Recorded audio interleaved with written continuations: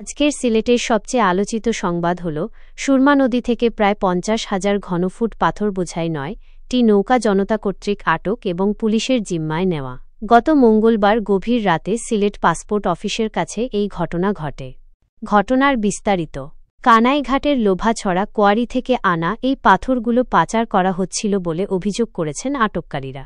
তবে পাথরের মালিক পিয়াস এন্টারপ্রাইজের স্বত্বাধিকারী কামরুল হাসান চৌধুরী তুহিন দাবি করেছেন যে তারা খনিজ সম্পদ উন্নয়ন ব্যুরোর বিএমডি কাছ থেকে প্রকাশ্য নিলামে এই পাথরগুলো কিনেছেন এবং এর পেছনে কিছু রাজনৈতিক ব্যক্তির ইন্ধন থাকতে পারে।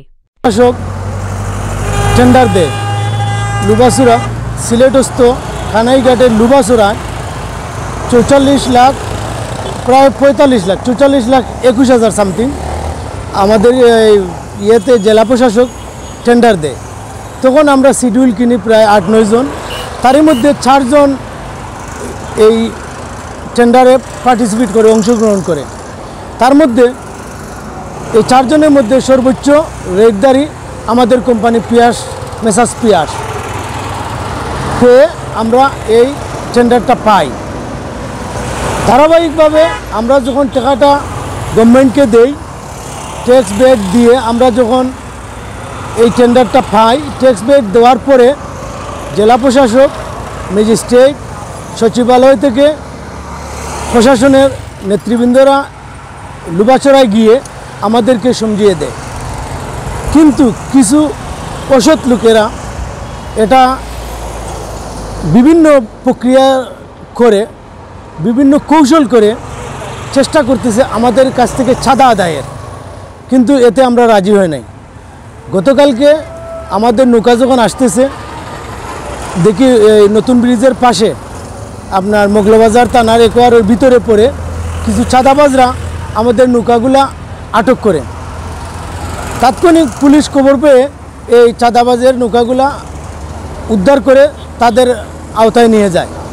কিন্তু আমার প্রশ্ন হলো, আজকে আমরা যে যারা আমাদের ওই টেন্ডারে আমরা যারা টেন্ডারটা পাইছি, ওদের মধ্যে পার্টনার যারা আছি, আমাদের বেশিরভাগই পার্টনাররা হচ্ছে প্রবাসী।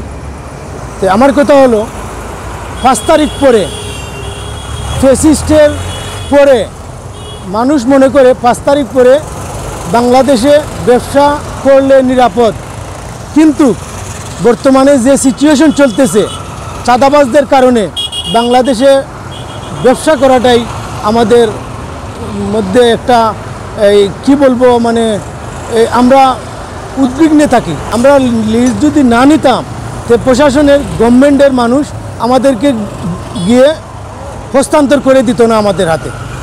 আমরা বৈধ, যার জন্য আমাদের মালগুলো আসতেছে। আমাদের ওইটা হচ্ছে 17 কোটি টাকা ট্যাক্স এবং বেড দিয়ে প্রায় 22 কোটি টাকা হয়। যেহেতু চাঁদাবাজদের কোনো টাই নেই, আমরা মনে করি 5 তারিখ পরে দেশ সুন্দরভাবে চলতেছে, যার জন্য চাঁদাবাজের কোনো টাই এখানে নেই। আমরা প্রশাসনের হাওলা নিব এবং প্রশাসনকে বলবো আমাদেরকে এই ব্যাপারে সহযোগিতা করার জন্য। ওনারা আমাদেরকে সর্বোচ্চ সহযোগিতা করে। আর আমাদের একটা দাবি থাকবে ওনাদের কাছে, বিশেষ করে প্রশাসনের কাছে, যাতে এবং এই গভর্নমেন্টের কাছে, দেশের নেতৃবৃন্দের কাছে, যাতে আমরা সঠিকভাবে, আমরা যারা এই সৎ পথে ব্যবসা করতে চাইতেছি, আমাদের জন্য একটা পরিবেশ করে দেয় ব্যবসা করার, যাতে আমাদের মতো যারা ব্যবসায় নেমে এই চাঁদাবাজদের কারণে রাস্তায় নামতে না হয়। মোগলাবাজার থানার ওসি ফয়সাল আহমদ জানিয়েছেন যে গোটাটিকরের স্থানীয় লোকজন পাথর বোঝাই নৌকাগুলো আটক করে পুলিশের কাছে হস্তান্তর করেছেন এবং তারা মামলার প্রস্তুতি নিচ্ছেন।